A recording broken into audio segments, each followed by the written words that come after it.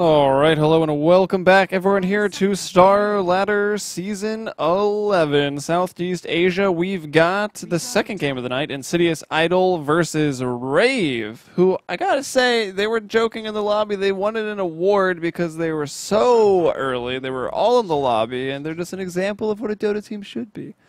But anyways, I'm probably not an example of what a caster should be. I'm Helium, and with me is Blaze. How are you doing? Doing really well. Looking forward to this matchup. I think it's actually going to be closer than a lot of people think. So, yeah, I think that there's going to be a pretty well contested game here. I mean, like the last one, there were some points where the fights were back and forth, but for the most part, it was just a slow rolling avalanche heading to the dire base. And yeah, we got to see them crushed underfoot of the tiny, but now we see a completely different type of lineup from both sides here. Centaur Sand King, a combo that I personally really love. You get those blinks around the same time if you're doing it right with the stacking for SK in the jungle, and you're able to just absolutely capitalize on that. Coordinate your Burrow Strike, your Centaur Stomp, and you'll kill off just about anybody you want. And it's actually a pretty good answer to the Ember Spirit. It will nullify some of the magic damage, but not all of it. And at the end of the day, you need Blink Initiators to catch him off guard. Still, the Venge will try to create some space for him. Wave of Terror plus Side of Fist does quite a bit of DPS, and of course, she's just an overall great carry, or great support. Also a pretty good carry, but we don't see her there too often anymore. There are probably better options, most likely the reason there. Also, the swap to allow some channeling of that Epi Center from the Sand King might be doing it from a distance. Heck, Wave of Terror could stop the blink nowadays. Yeah, that's actually a really good point. Thought about that. Like, I usually look at it, I'm like, okay, well, Pugna soft counters because another ward. Storm Spirit can jump him, but, you know, Storm isn't really that great these days. But the Wave of Terror canceling Blink Dagger, that is actually pretty legit. Yeah, we'll see if it happens at any point during the game and what time those Blink Daggers will come up on the Centaur and the Sand King. If the game is going well for the offlaner, if Sand King is having enough time, Sand King actually +1. You can't really do it alone if you want the Blink Dagger at like the 8-minute mark. You're going to need help stacking those camps.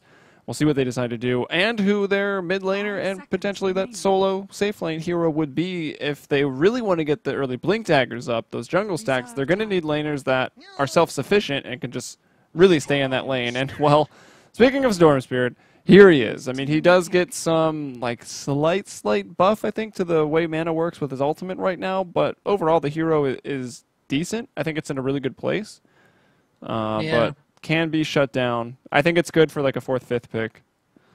It's just really just going for the denial pick here. And we obviously got Ember Spirit and Vengeful Spirit here. You just can't let them get a trifecta of spirits. So take out the Storm Spirit. They'll have to, negate the Spirit Breaker just in case that comes into play as well. And yeah, you're going to be able to use the ethereal aspect of that lineup. They just managed to pick Earth Spirit somehow. Yeah, exactly. Just gotta watch out for that. Sometimes it'll happen. I was really hoping to see, well, obviously Broodmother not going to be a good pick. I feel like now there's so much AoE already there with just those 3 heroes on Insidious Idol. So Rave probably not going to go for that. If anyone picks Broodmother or Phoenix tonight in Southeast Asia, I will be extremely happy. But doesn't seem like it's going to happen.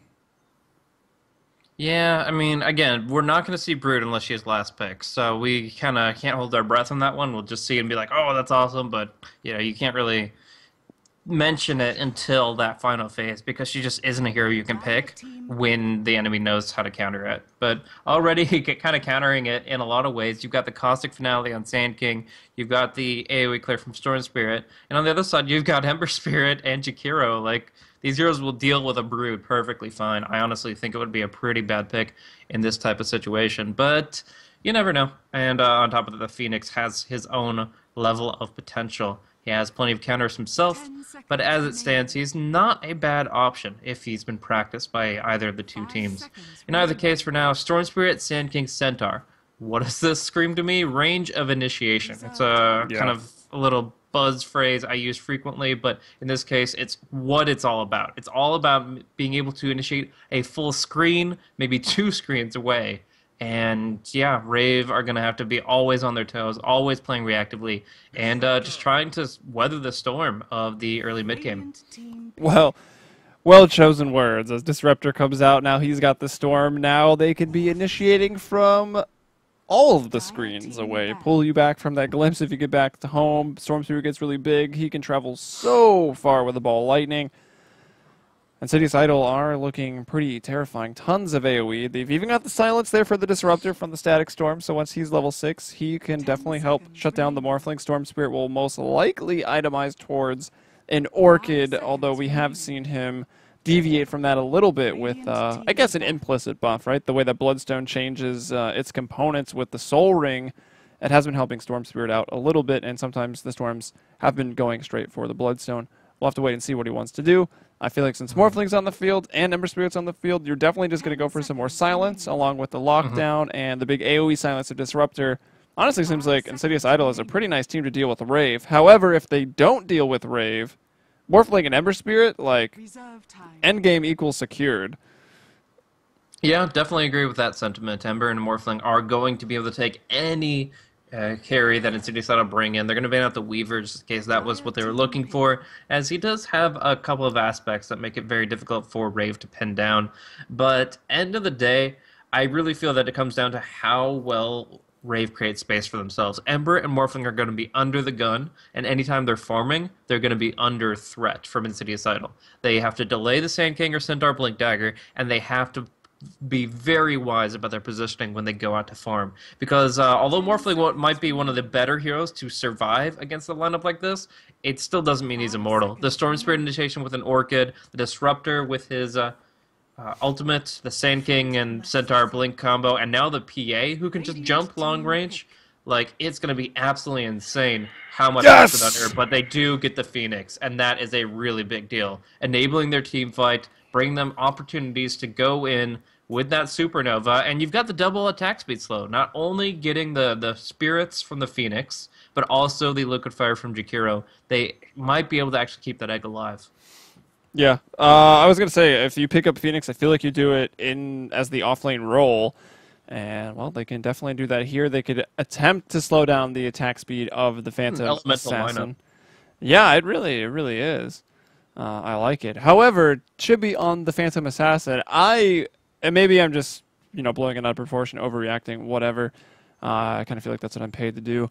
But, anyways, I feel like PA has no counters. Now that, like, dual Chrono and Doom, nothing takes away the passives. Like, PA just has so much. Like, starting at, well, honestly, level 1, but really after a couple levels, like level, let's say, 8, 9, whatever, she's going to get them unless it's, like, an absolutely horrible game. She's got a free Butterfly and a Daedalus built in with gap closing. Like, what more do you want in a hero? Probably an Arcana. And what do you know? She got that recently, from what I heard. Yeah, indeed. But, yeah, I think that, in general, that's a good idea. Like, the mentality with all those nerfs to muting effects, you get a Brewmaster and PA to a whole nother level of awesomeness. And I actually think that Wind Ranger is also secretly overpowered. It's just that few people can use her to an optimal degree that it's going to be understated, except for those that can, like, 100% efficiently use her. But even still, let's talk about tempo here a little bit before we get into the lanes. We're going to be seeing that PA can take this decently to the late game, but how well can she actually crit lord down the opposition? How well will she actually be able to go late game against her targets? And one thing is Phantom Strike gives you a buff for 4 attacks of 130 bonus attack speed. That does apply if you Phantom Strike one target and then jump over to the Phoenix Egg, right? Yeah, I would think so. Unless you use the attacks. It's not bound per target, no. Yeah, it's not like a Troll Warlord or anything. Okay. Just recalling, I don't see that situation too often. Usually when you Phantom Strike the target, you stick to that target. But in this case, yeah, it's going to be imperative that they do as much right-click to that egg as quickly as possible. I'm going to call it that a lot. Maybe some of the people who play it in Dota 2 will only know it as the Supernova. Not an egg, it's a Supernova, Blaze. What is it? The sun? Is it like a fallen sun or something like that? Yeah, it says the sun explodes. I haven't clicked on it recently, but the sun, the egg, it's interchangeable. It is based on the ultimate from Kael'thas, the Blood Mage. And yeah, he had an egg. So The that's what the I'm talking solar about. crucible of a supernova may be fatal, yet from its flame arise new beacons to wander of infinity. Yep, that's what's And up. also, oh, did they take them away? I thought her alts or like subtext was just like random bird sounds. Did they fix that up, or am I just making that up? Oh no, it definitely was when he was It was just initially like, ported. There "Byah!" was, I think it was only one of the spells, but it was like, yeah, yeah. Whatever. Blaze and I have It's never heard a bird before in our lives, I think, but tweet, tweet. tweet, tweet, yes. So yeah, we got fire, wind, water, heart. They just need Earth, and they can go planet. But Rave right now, they're going pause Dota. They're gonna be sending Jo to the mid lane, 6 tangos. I actually really love how many tangos Jo has right now. This is the exact amount you need to not get completely screwed over when you're going hard Agimorph. And as you see his base stats, he's got 9 strength, 34 agility. He's up to 63 base damage on a ranged hero, which is damn good. I mean, it's not very far range. It's only 350, but damage is damage, and it's going to allow him to actually compete against Isero, who's only starting out at 52 since he's going Bottle Rush. How do you feel about Bottle Rush over Null for the mid Storm Spirit here? Yeah, I don't know. I like the idea of just getting the rune control because Morphling is always going to be going heavy towards the stats. Like it's going to be pretty hard to get the last hits against him. Also, if you really want to contest, you at least you have overload for getting your last hits. That's not going to help you with your denies, but I don't know. I think it's fine. I think Okay. rune control is really big. Sure, sure. Do you think Phoenix is going to be contesting the top rune very often? Kind of go for like one of those Icarus dive Yeah, I would say, plays? how can you not? Like Icarus dive, freaking caca your way over there like instantaneously, Well, and just scoop the rune. the way I see it, I've played the matchup as a disruptor versus the Phoenix, and it's pretty fun to just wait for them to go for the Icarus dive and then immediately glimpse them back from whence they came. And there's very little they can do about it. As soon as they start the dive, the glimpse is an option for you from the beginning. So I'd say 2 points in that. Disruptor just has to be level 3, and this Phoenix is gonna probably overextend and get killed. But that's just the assessment from the supporting cast. The Sand King has boots first. The Disruptor can get that glimpse early, and honestly, PA can contribute to a first blood pretty well. Like Yeah, definitely. we've seen Even how the many slow is contracts. enough. Yeah, we've seen how many contracts have been fulfilled over the past day or so with this new Arcana and with the new patch. No contracts in this game, of course, but nevertheless, she is that contributor. She is the one that can really set up for those kills. She's gonna be connected to the game for that one. Should be having some laptop issues. That's the issue right there. Having a laptop. It's 2014, man. Playing tablet. Shots. Yeah, yeah. You know they actually were developing Dota for a tablet like initially, even before release. Yeah, but then they realized that was a terrible, terrible It idea. actually seems like a pretty good idea though. Like if everyone was playing on Without any tablet, peripherals. Well, yeah, if everybody was playing on tablet, but how many people are you actually going to get? Like, imagine your 6K MMRQ on tablet on well, you mobile. don't freaking 6K MMRQ on tablet. You just like play a game. I don't know. I feel like there'd be enough to warrant that. It could be cool. I could imagine like custom games that work well with mobile. I can't imagine actual Dota 2 being really. I mean, it seems easy. You just move the camera with one hand, your other hand clicks on abilities, and then you click with one hand on an ability and click with the other hand to cast it. Like it seems like it would be pretty fluid. Then you choose Naga Siren / Chen / Enchantress. Like you're an Enchantress fan. Is that gonna work? Yeah, micro is a bit of a problem. Well, that's kind of like half the game. So Could tab. Maybe some voice like tab, tab. You're on a train. You're just like tab. Like what is wrong with this guy? Tab. I don't know. Yeah, whatever. Off topic. Let's get off topic some more. refugees. What what do you think the next hero is? So there's some of those Easter eggs. I mean, we saw maybe what is potentially the Winter Wyvern coming off the blades for the PA Arcana, and we also saw there's the Graveyard on day 3, signifying maybe Pit Lord. Do you think there's a day 4 on this patch? Are we see another hero, or just hints at what is to come? And why is Pit Um, Lord the best hero ever? I would actually just say it's probably just a 3-day patch, and they are just hinting at what is going to be around the bend. 2 months from now or something like that. 4 years They have from to. I now. honestly, I think it's a little too hectic for AP to go and to not only get Oracle, which is the most imbalanced here in the game, but then Yep. to get something else thrown in the mix. It's just, it's a little too topsy turvy. They really need to work on balancing Oracle based on the instant feedback they're going to get in public matchmaking before they go anywhere, because that's all people are going to be screaming about. Give it a week. I would just say balance with chaos. Just release all the other heroes. I think that'll be fine. But I mean, clearly we can see why it's taking them longer. Like you look at Oracle, and he's got a voice line to Wow. every single hero, and not to mention his lore is essentially a book. And they did a lot of work with the patch, with the comics. So Yeah, can I get a TLDR on that? What do you mean?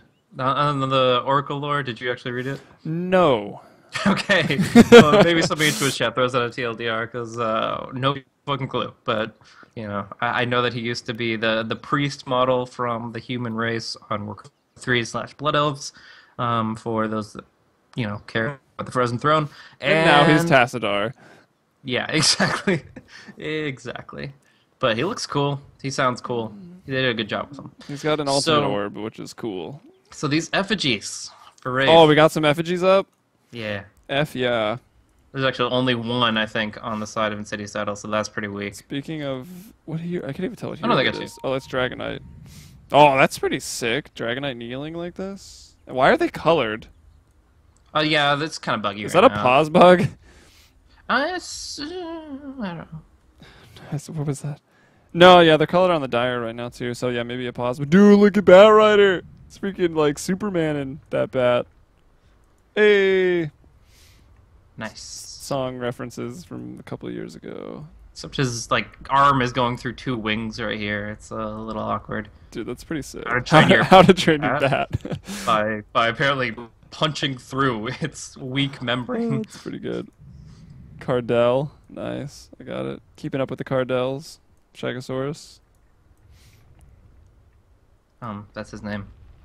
Yeah, I know. Cardell Sharpeye. It's a play on the best CS 1.6 player of all time. Yeah. K Sharp. Maybe not the best 1.6 player of all time, but up there. You got Flying Kick on the Radiant side? Yeah, that's pretty ridiculous. I'll have to give my vote for that's the best one. Yeah, just he's like Air Jordaning there. Void not bad. PA Arcana, I know you like that. Frozen by time. The Arcana's fine. It's the hero I don't like. You don't like Phantom Assassin? You're talking like how awesome she is. No, she is, but I just don't like to play against her because it's literally the worst thing ever. Because they're all RNG lords, right? Because you just die and there's nothing you can do no matter what. Picking Shadow Shaman and Lion is hard. Yeah, it is. Although that's not like a great lane. Maybe if you put one of them mid or something. Who cares about lanes? It's true, it is a pub. Get involved in the hero against the hero before BKB comes out, and you're fine. Sometimes. Well, yeah, if it's Arteezy, then sometimes it goes the other direction, but you're playing against the whatever MMR you are pub. You're gonna manage. He's not gonna have a battle for you at 12 minutes. I'm 8K actually, so it's pretty tough out there. Why not 9K? The 8K streets. I don't know, dude. I don't like the number 9. You just don't try hard enough, obviously.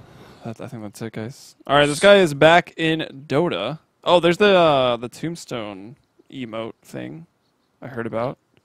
Yeah, that's for PA. Does that mean he's a filthy Arcana purchaser? Or, maybe a friend gave it to him. Yeah, or that. Also, I don't know how to say it. Is it Arcana or Arcana or both? Well, it's based on the word arcane, so yes, Arcana. I feel like Arcana is the word, yeah. Okay, but yeah, maybe he just has, friends or lovers that just gift him Arcana. I think it's probably that one. Yeah, so maybe he's just that much more baller than you and doesn't have to pay pennies for these filthy cosmetics. Doesn't have to cast Dota, he gets to play it. So Rior, Ember Spirit, we've seen a lot of that recently. We saw almost too much of that recently. So I'm sure he'll be still on form on the Spirit. Cast will be on the Jakiro, NB on the Vengeful Spirit. I need a Vengeful Spirit set. I was like, I think it's my third most played hero. Don't know why. I do know why. Got the beta, and I was like, I don't remember how to play this game. I'll pick Venge. She had a stun. That much I remembered. How much Dota 1 did you play? Played her a lot. I played a lot of Dota 1 over like one summer way back in the day, and then I quit for a really long time to like play Counter-Strike and go to college. Yeah.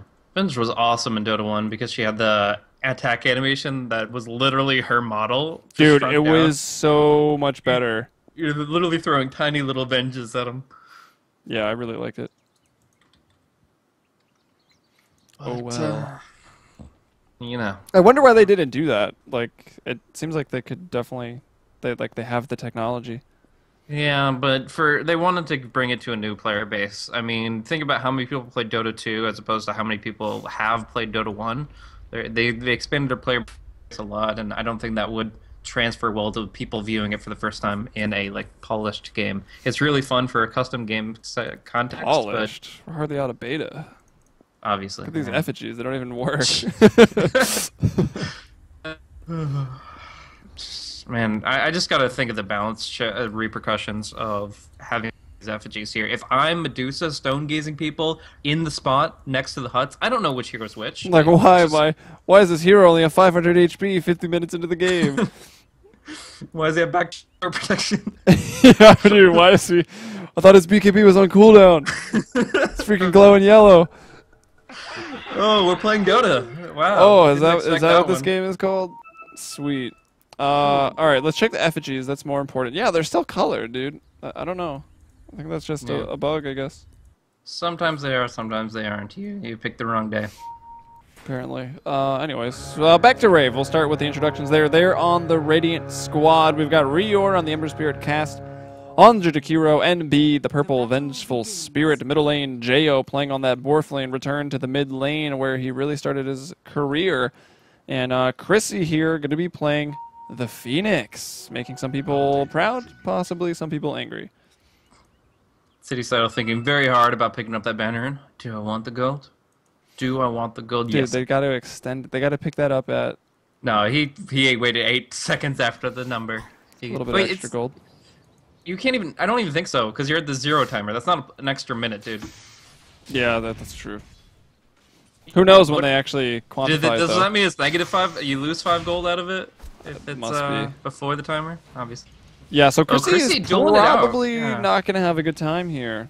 What? Yeah, he's just dueling it out with Disruptor. Now, he does have a Ring of Protection, but just naturally, a 0 armor hero isn't going to be able to duel without Fire Spirits. And obviously, you can't go for that level 1 Disruptor or not. So, yeah, this is going to be a really rough lane for him. At least he does have that Observer Ward up, so he will see the Sand King when he rotates in for the most part. But if you look for at the vision for that, well, now you can't. Phoenix is ruining it. Oh, he eats a tree. Good call. I was about to say, that tree is giving him this huge blind spot here where he wouldn't have been able to get the intel he needed. But now Sand King coming in. City C has the boots, has a Burrow Strike, and is going to be forcing him all the way back here. Icarus Dive is going to have to come out if he's going to survive. And they've got a glimpse. Oh, just outside the rage. He will be able to survive, stab back up, but it's minimal cost to the Sand King. Like, he goes out, he doesn't miss a stack timing. They go ahead and D-ward the only thing he had going for him in this lane, and yeah, this is going to be a rough ride for him. And look at Jo, too. I was talking about them stats, but if he Zero direct damages the Morphling himself, he's just going to be chewing through tangos constantly, and even then it might not be enough. Yeah, also cutting that tree down there in the top lane to get extra vision. Like, maybe he should have just angled it a little bit more. Try to get some vertical vision there. But since he cuts down the tree, like, why would you ever do that unless it's blocking your ward vision? So that's definitely a key for Disruptor to drop the sentries. Now Chrissy, he rotates over, and he tries to get one of the runes. Ysera gets the bounty. Jakiro gets the illusion. Yeah. No, Ysera and who's Jakiro? Cast. So 1 for Rave, 1 for Insidious Idol there at 2 minutes. Yeah, and the Thundering Strike actually forces the Phoenix to pop the salve. If he didn't, he would have died. Drops out at 13 HP, and even after salving up, has to go back to the Fountain. Of course, it does get canceled. So, yeah, it's a really rough ride for him. The Tranquil Boots are not going to come out for quite some time. For now, he will TP to the lane. I'm curious if he saves for Boots or goes for the Ring of Regen to try to keep himself afloat in the lane. In either case, we have to, of course, bring our attention away from top lane for a moment and look how they're doing across the map. We've got Ember Spirit 14 and 5. Rior is going to be moving in for some good early items, but Chu here is going to be trying to go rough and tumble up against. Ooh, the body blocks. Okay, nice blocks coming out from him. Magic missile cooling down in just 4 seconds, but the dual breath does Ambitious not connect. dual breath. They should. If he had saved it there, I think that's a kill. But as he did not, that's Centaur walking away. Yeah, I would agree. I think he was a little anxious trying to land another dual breath. Does Centaur have boots already? Yeah, I was about to say, how did he get in front of NB when NB had like stunned, got in front, was throwing the body blocks, and somehow Centaur was just able to juke right past him? That's Chu there.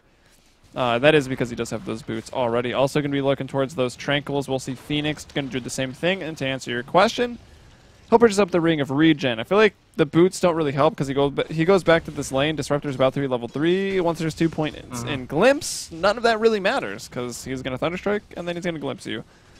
But who knows? As Chibi, though, CS leader here on the Phantom Assassin, 21 and 4, getting some more last hits under the tower. Already level 4. Compare that to the Ember, also level 4. So pretty even there. Middle lane, the highest level you could be in the game right now is level 5. Mud Golem spawning for Insidious. He stacks up his jungle, a little unfortunate there. But we are going to see Shaq just doing a really good job of zoning out Chrissy. And what a to be shut down by an Orchid as well. Like we were talking about how good the Orchid was, Ember against the Morphling, even better against the Phoenix, honestly. Like that's how you kill the hero. So I honestly feel though it was already prepared for by Insidious Idol. They actually were able to manage against it really well draft-wise, and we'll just see if they can bring it down to execution. Chu on the bottom lane is going to get to level 3, and now a big creep wave is a-coming. Cass going to look to use his level 2 Liquid Fire to push off of that, and yeah, now Ninja Boogie skills with the Vengeance Aura. Great time to try to bring this tower low. I thought maybe Rior would toggle on the Ring of Bass. Oh, there he goes, finally. He was a little delayed on it. Those creep were taking some hits, but he thinks about it. He toggles it on right now, and sure, it is a very minor thing. Maybe you're just watching Dota, like, how big of a deal is that? But the 2 armor towards the creeps really, really helps to push the tower. And this tower is definitely going to be going down. You've got, what is it? It's a 15-second cooldown right now on Liquid Fire, so it's not the... And currently, it's best shape for pushing. It can be a 4-second cooldown, which is utterly ridiculous. Can they get the deny, though? Searing Chains goes out, and there is no deny there. Now Chu in a little bit of trouble. The damage, yeah, it's enough to bring him down. Ysera also going to have rotated over. Rior, though, now with the Flame Guard. Is there another Ice Path? There is in 1 second. Magic Missile, Ice Path. But can the Ember Spirit get close enough for any extra damage? No. And they go a little deep down there for Rave. Top lane is going to be Chibi solo forcing back the Phoenix here. Just getting some good damage in with a stifling Phantom Strike.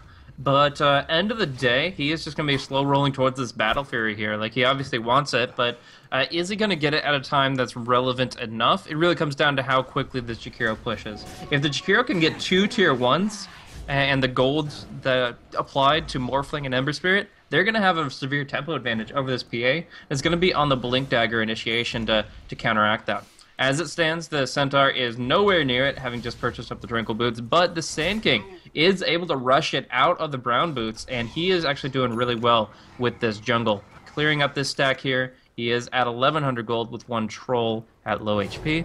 And from there, he is going to be able to move forward. But Chibi taking the Magic Missile, getting very aggressive against the Phoenix, and now he is paying for it with some damage. Still regenerating enough HP. They might be able to turn it around, and yes, Sand King has a perfect flank. Ninja Boogie is going to go down here. Yeah, there's the Burrow Strike coming in Insidious C with the Boots of Speed, as is so common for the Sand Kings, and now he's got 2 points in Burrow as well. I'm really surprised they didn't go harder on that. I mean, yeah, me too. A solo Venge. The crit's there for Chibi. It gets a big creep wave, and the tower isn't in range, but I really do think they could have brought him down. Just Phantom Strike on the Burrow Strike and the Stifling Dagger after, but they don't man up as hard as they could have, and so many strikes. Ninja Boogie walks away. Well, Chrissy's been having a pretty rough time, but actually, already 7 minutes in, he's up to level 5. And if Jakiro and crew can keep pushing down some towers, he'll get that extra gold that he's really not getting because 9 CS, I mean, whatever, that's hardly anything. The leaders are all tied at 40, 41 right now. That's the PA, the Ember, and the Morphling. But Morphling's life could maybe be in danger. See Disruptor thinking about going in and actually will not. It was just rewarding up here those Radiant Ancients and the mirror ward here from Rave across the Dire River. Just watching those rotations. They did get it scouted out though, so they'll be able to deal with Yeah, that they should know this soon. one's here, so I expect Chris. the warding guys to be disappearing relatively soon. What do you think about this Ember rotation? Rior does come up, and then with this Dire Observer Ward in place, they know it. It's not going to be really catching them off guard, but he can be pretty active with the early phase boots here. He can get in range for Searing Chains and try to make something happen from here. It's going to be a 2v4 play, though, if everybody collaborates, and yeah, he's going in deep. Can he get them both, though, with the chains? He will. He'll get Glimpse back, but he dropped the Remnant. Where is he? Does he not have the mana? Yeah, he's out of mana. It is 150 mana. Oh, another bird. I don't even know what it's called. Is going to land from the Phoenix, and it actually wasn't enough, and Chrissy gets the kill first onto the Phantom Assassin. Storm Spirit, the cleanup crew. I need to learn what these spells are called. Fire Spirits. I feel like I could have guessed that. I like Firebirds. I'm going to keep rolling with that. Yeah, but then you think about the mother-child relationship here, and you just think Phoenix is a bad parent. Yeah. Spawning them to existence, tossing them to the No, winds. it's a Phoenix, though. Like, they die and they're just reborn. Like, easy. Yeah. Not in this map. So you know how easy it is to be a mother Phoenix, dude? Like, oh, my kid died. Oh, it's back. I don't know if that's how it works, but we're going to see Christy take some hits here. Chibi will lose attack speed. Packet loss coming from Jo, and he is looking for the StarCraft to pause. Or that manner, dude. Brood War, I should say. But yeah. Dude, you get disqualified for that back in the day. If you paused without requesting it, that stuff was real life. We're soft these days, man. Well, we don't have a choice. Valve set it up so only the players can pause.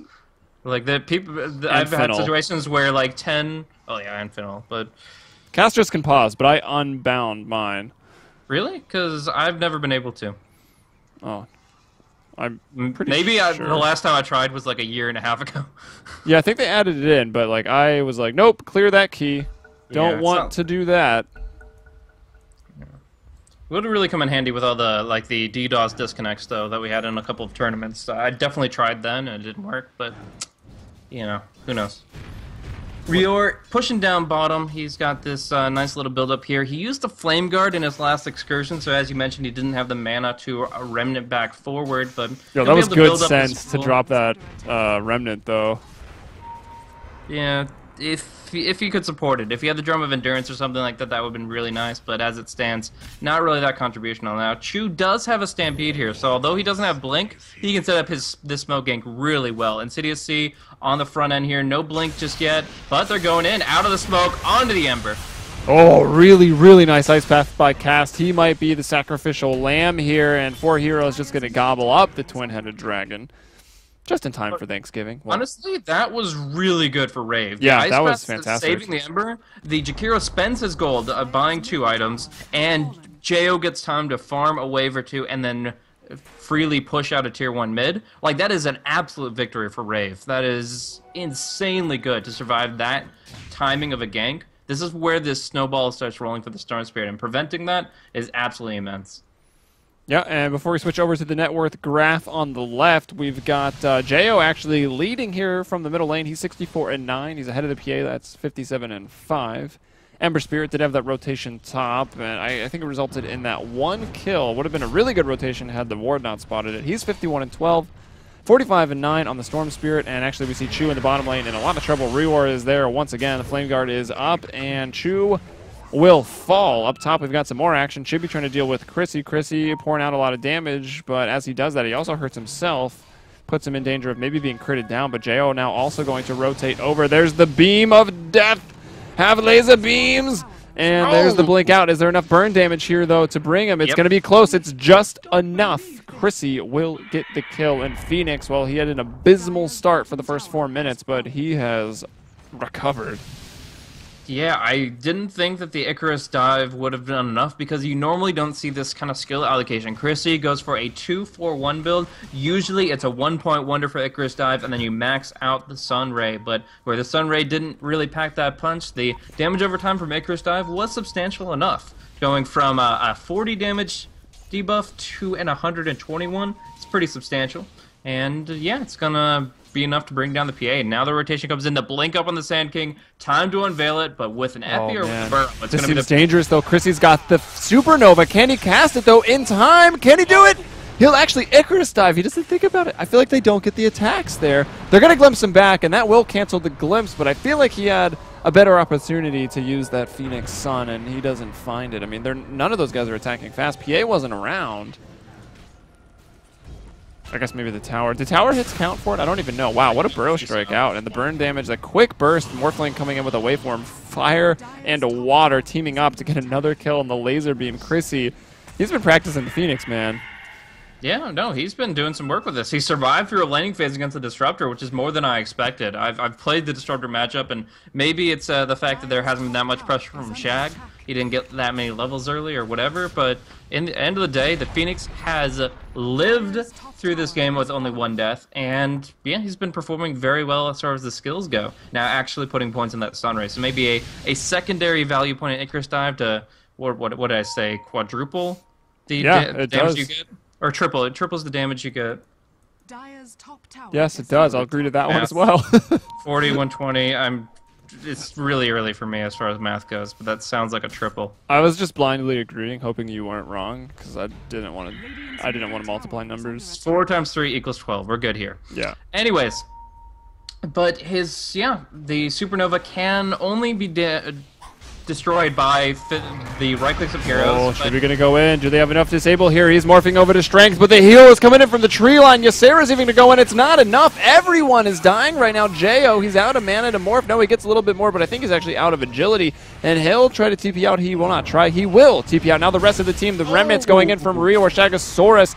The swap out from NB just to get a little bit closer for those attacks. He takes some tower hits. They'll turn to Ysera right now. Chrissy brings up that double kill, and that's just the combination play there between the Morphling and the Phoenix. Once again, the laser beam, the sun ray from Chrissy getting used to heal and to damage. Like, what an efficient ability. Suddenly, 11-3 from Rave as they explode out of the laning stage into just pure domination. Yeah, that is absolutely insane what they were able to accomplish there. Everything committed to this Morphling to try to bring him down. They wanted Jo so bad, but they didn't realize the cavalry was coming. They didn't have wards up to see that all of Rave were making their move on the top lane, and with all those cooldowns expended, it was the perfect opportunity to just march right in and clean house. Absolutely obliterating Insidious Idol, taking them down a notch, and this is a lineup you can't start falling behind with. With Rave having such a good mid-late game, you just can't allow them to actually take you in a fight, but they've done it multiple times over. 11-3 now, and Ember, he's actually building up a very strong item core here. He's going to get the Yasha. Looks like he wants to go for a Manta outright so that he doesn't get Orchid at every fight. I feel like we're at the point now, if Rave take a couple more dominant team fights, like bring down these tier 2s, what does Insidious Idol do? Like, sure, they've got Epicenter, they did get the Blink, so there's some high ground defense, but we looked at this PA right now. She's got Phase, she's got Perseverance, and 200 gold. She has nothing. Like, the hero's good. It gets some free evasion, it gets some free crit, but, I mean, you're only hitting for like 100. You're not going to be critting for all that much. You're squishy. You've only got 1 point in Blur, actually. There's also great physical and magic damage to bring you down. Like, I feel like the PA is dealt with. Can anyone else do anything? Yes, we're already at 15.5 minutes. He's not even to his core item. Like, I feel like Rave have already run away with this game. Yeah, they're in a really good spot right now. Double damage rune up on Rior as well, but the Sleight of Fist is such a long cooldown with that only 1 point in it. Insidious C actually taking a lot of damage here, will be forced back, and the fight will break out. Chris is silenced up, though, on the edge of that Static Storm. NB, though, shows up with the swap. Great defensive play from the supports, going forward with the Sun, the Burning Suns. That'll burn Shu to a crisp, but Chrissy will actually get that kill as well. And already, look at this guy. He's got Tranquil's Wand, Earn, Mech, and another 1,300 gold in the bank after starting off so rough. He's almost 2,000 net worth ahead of the PA. That's Chibi. Jo even ahead, 2,000 ahead of the Phoenix, and then Rior at 6,600. Packet loss. Yeah. Can't see the spells. So that is definitely server-side issues for the entire side of Rave here. Not sure if it's the connection to Korea, if it's that aspect there. But, you know, servers have... Oh, wow, just a full disconnect. Yeah, that is, buggy as can be. But yeah, the servers obviously have had some issues over the past few weeks. Valve has posted that some of the issues are connection-based, some of them are DDoS-based, and as a company grows and as a game gets popular, that's something that every big organization has to deal with. Haters gonna hate. try to mitigate because honestly, there's no solution. Like people, I've seen a lot of online conversations about DDoS and be like, oh well, why don't you just hire somebody to take care of it? It's never that Doesn't simple. quite work like that. There's no switch they can flip. There's no software you can buy. End of the day, everything that you do is a mitigating factor. Everything you do helps to prevent, helps to delay, but it's a game of cat and mouse between the DDoSers and the DDoSees, and you just try to alleviate it as best you can. Yeah, I mean, the only pure solution is to have a data center with unlimited input and output. Then it would not be able to be DDoS because you couldn't deny the And no services. region. No Yeah. region. Like you can't be in a So, city. You have to be on a cloud somewhere, just floating around with unlimited potential. so it's basically impossible to stop it 100%. Obviously, like you said, any effort to stop it will just be mitigation. So hopefully we can come a long way. I'm looking forward mostly, obviously it wouldn't help us in this case because this is like purely an online tournament. But when it comes to the LANs, I think Valve, they mentioned in there that they will be expanding the capabilities of the local lobbies. So Sure. like if you have a local lobby and then you can also put like an observer in there and that observer is connected to the internet, sort of setting up like a Go TV or an HLTV from the Counter-Strike days and the current Counter-Strike days, because that's how they do it. Spectators are never like in the same lobby like we are in Dota. So you sort of take that away so you can have the local lobbies. Those can't be DDoS because you're not on the internet. And then casters from other regions can still cover a LAN. I feel like that's the short-term solution. Yeah, I definitely think that the big step for local lobbies being a relevant feature in esports is for them to be spectated in any capacity. Right now, the spectation faculties are very, very limited. Essentially, I guess you have to be on site in order to Yeah. spectate, and then it won't go to Dota TV, and that's a pretty critical aspect of any tournament. So, end of the day, if they can make it work in some capacity, maybe the fashion you were mentioning, that they can make it spectatable, then I think local lobbies are going to be really making it easier and easier to make these LAN events worthwhile, as long as they themselves are DDoS protected. But, anyways, that's plenty about the network stuff. Let's go back to some. I don't know. What do you want to talk about? We obviously had like I We've don't know. covered What was a that? bit. 15. That was over 15 minutes of pause to start us off for this game, and we've only gotten 16 minutes of gameplay since. So I guess state of the game right now. We can look at some graphs. Net worth is 10K in favor for Rave, and about 7,500 in favor for experience. And yeah, they're obviously getting good map control. So if you see the observer wards that are in play, they've got one covering the plateau of Dyer's opening to the bottom lane, and they have one nice one towards the mid lane here. So anytime they go into the jungle, it's very possible to get scouted. I think if they just get a little bit more as far as vision up, maybe like a fire remnant on the steps that go to the secret shop, then they can go for Roche very cleanly. And even though they don't have any negative armor beyond the 1 point in Wave of Terror, That they have the liquid medallion. fire. They have the liquid fire, they have the medallion, and they should be able to take that down without risking being epicentered. Yeah, like you said, as long as the vision is there, because it does. Insidious Idol's got a pretty good team if you're looking to brawl in a tight space like Roshan. I mean, you find it's the static storm really from Disruptor. Like if he gets a lot of people in it, allows an easier time for the channeling of the epicenter, the blink in. Like we saw Sand King get his blink. When did he pick it up? 10 minutes, Yeah, give or take. and he's got 1 assist and 2 deaths. So essentially, he has done nothing with it except maybe be a little bit more mobile, maybe stack the jungle a couple more times. But so far, I feel like it's been, maybe it's just because he's on the hero that's newly out of the captain's mode, but I feel like it's been the Chrissy show. Like this guy has been utilizing Sunray to such a great effect. Like I'm impressed. Yeah, it's just an ability that you can't really do much about. This hero in general is very strong in a lot of specific situations, and that the aspect that he just doesn't die easy is really good because he can support his allies, make sure they don't die, and then of course he has the mechanism, Magic Wand, Urn, and Supernova, so many different things to keep himself up. So it's going to be very difficult to burn him down. There is a smoke up on Chegosaurus. Will they pop it here? They need to pop it within about 10 seconds time, or this Roche is already gone. It's dropping very quickly down, but as far as Dire, they don't see it. So, yeah, this is going to go 100% to Rave. Even if they smoke now, it's too late.